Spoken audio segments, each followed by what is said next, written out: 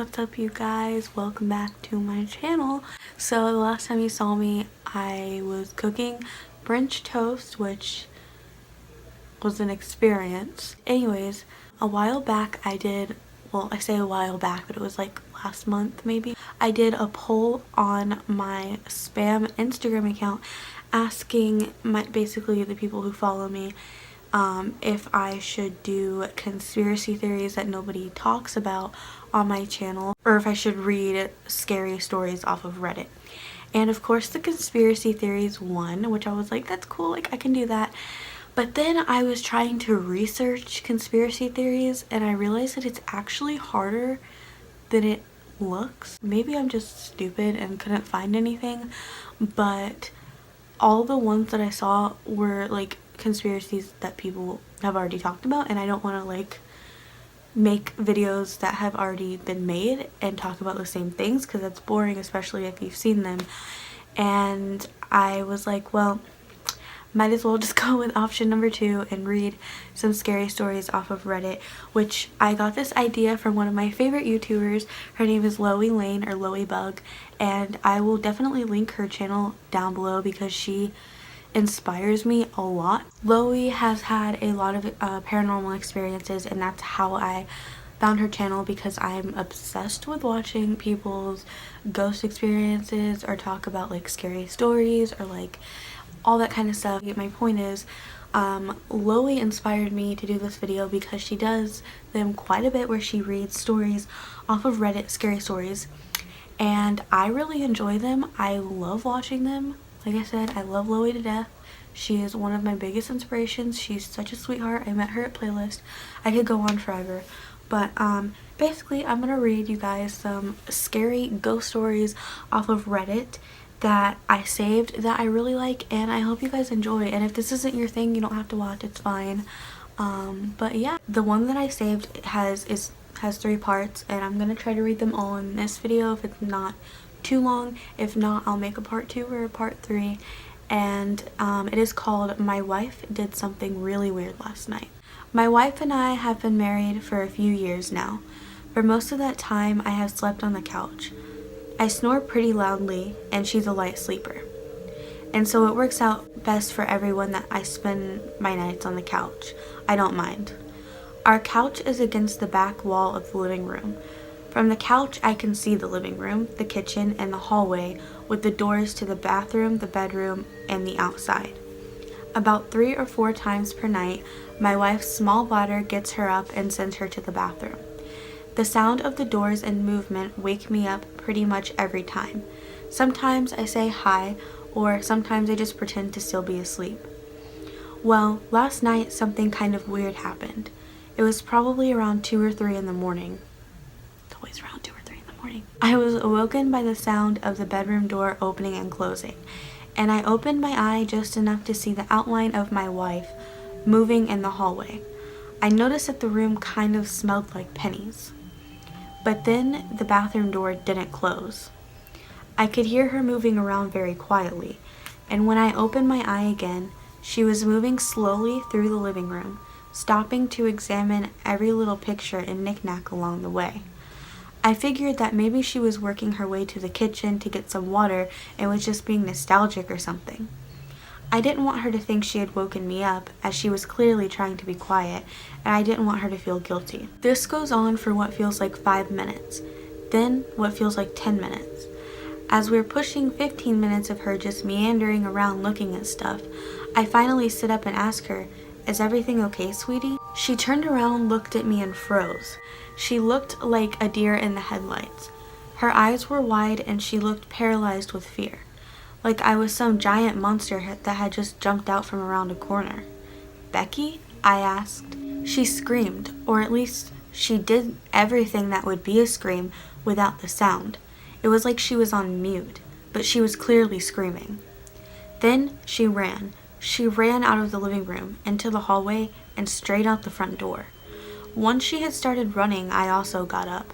She was out of the house by the time I had walked to the end of the carpet where the hallway began. "Are you okay?" I shouted to the door that she had left open. At this point, I was more confused and worried for her than anything else. I walked over to the open door and looked outside, but she was nowhere to be seen. I began walking back to the living room to grab my robe and shoes, but before I made it back to the carpet, my bedroom door opened, and my wife poked her head out. "Did you say something?" she asked. I would cry. I reassured her that I hadn't. I closed the door to the house, I double-checked the lock, and I went back to my couch. I know that I wasn't dreaming. She asked me this morning why I was up and said that she swore that I had woken her up by shouting, "Are you okay?" The knickknacks were all a little out of place, and the picture frame that she had been holding when I startled her was still on the floor. I have no idea what happened, but it sure was spooky. I don't think that I'm going to get much deep sleep tonight.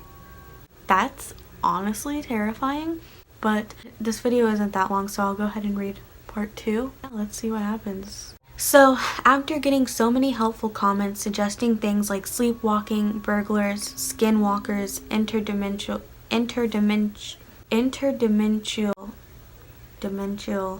crossovers, and ghost, my curiosity was tickled. I decided to have a sit down with my wife to tell her what happened and to see if she had noticed anything out of the ordinary. She seemed simultaneously relieved and worried when she told me that she had noticed something unusual.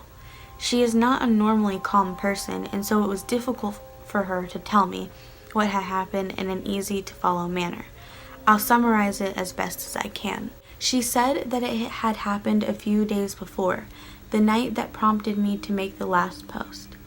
She had been asleep in bed when she was woken up by the bedroom door opening. She saw me slowly walk into the room.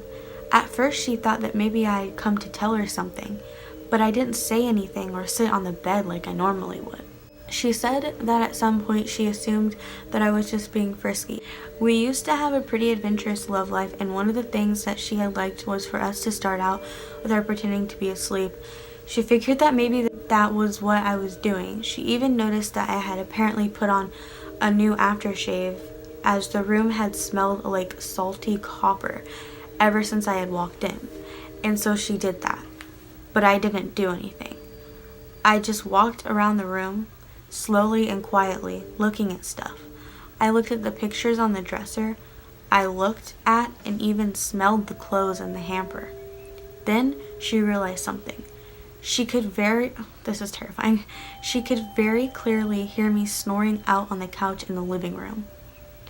She lay there frozen in fear and trying to wake herself up as I continued to creep around the room. I was deliberately being quiet, but I was also definitely interacting with my environment, and that led to the occasional creak or light tap when something was set down.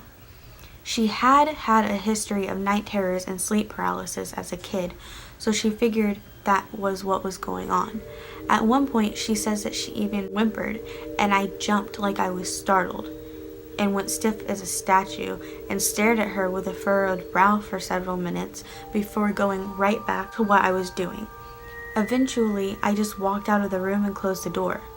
She's pretty sure that she heard the front door being opened and closed as well. She didn't leave the room for the rest of the night. She had just figured that the whole thing was just a nightmare or an episode of sleep paralysis. It hadn't been worth mentioning. Of course, now that I had told her what had happened to me, she's really freaking out. That was definitely not me in the bedroom last night. I've never sleepwalked in my life. She is certain that it was definitely not her in the living room 2 nights ago either. This is like something out of an episode of Supernatural. I got to thinking about that smell that both of our experiences had in common. I had definitely smelt it before. I mean, like anyone else, I've given my keys or a handful of change a good sniff a few times in my life, but I'd also definitely smelled it out in the real world before too. I distinctly remember catching a few whiffs of it back in November while deer hunting in the early morning. Around that same time, I'd caught it while raking leaves in the evening before starting a nice fire. Sometimes over the winter, the inside of the car had that smell in the morning on my way to work. I'd always given it literally zero thought. We've never been burgled and the area is really safe. Still, we took an inventory of our stuff. There was nothing missing. Everything that was worth value was where it was supposed to be. We looked around the house inside and out. There were no scratch marks along the walls or anything like that. There were no giant monster tracks outside, just the normal deer tracks along the driveway and around the bird feeders. The whole time that I was checking outside, I did have those prickly hair-inducing feelings like I was being watched. I chalked that up to my most recent experience and the scary story that my wife had just told me. There were no critters out and about, not even the handful of squirrels that always seemed to be around the bird feeders, so I'm sure that I was alone. Either way, I got myself back inside without dilly-dallying. We checked, closed, and latched all of the windows. The house has 2 doors. The back door is always locked. The front door is never locked because we live way up in the country, and again, it's always been really safe. It's nothing but woods, and I'm confident that raccoons can't work doorknobs yet. We made sure that the back door is locked, and we locked up the front door as well. Some people suggested getting a camera. I'm pretty cheap and lazy, but I'll definitely consider that if anything further happens. We've never had anything spooky like this happen before. We're homebound for the weekend, but come Tuesday, I think I'll ask around town and work. Maybe someone else has had something similar happen. Maybe some local teenagers are out stealing underpants and loose change or something. We're going to sleep in the same bed tonight. For her at least, it's going to be a long night. I'll sleep great, especially since I think that her new anxiety will keep the bathroom trips to a minimum. So that is it for this video. There is a part 3, and I believe it is the last part of the story. Can't wait to do part 2. I hope you guys will want a part 2, and I hope you enjoyed this. Make sure you guys subscribe and turn on the little bell, or click the little bell, so you will be notified whenever I upload if you care that much. And make sure you give this video a big thumbs up. Yeah, I will see you guys next time. Bye!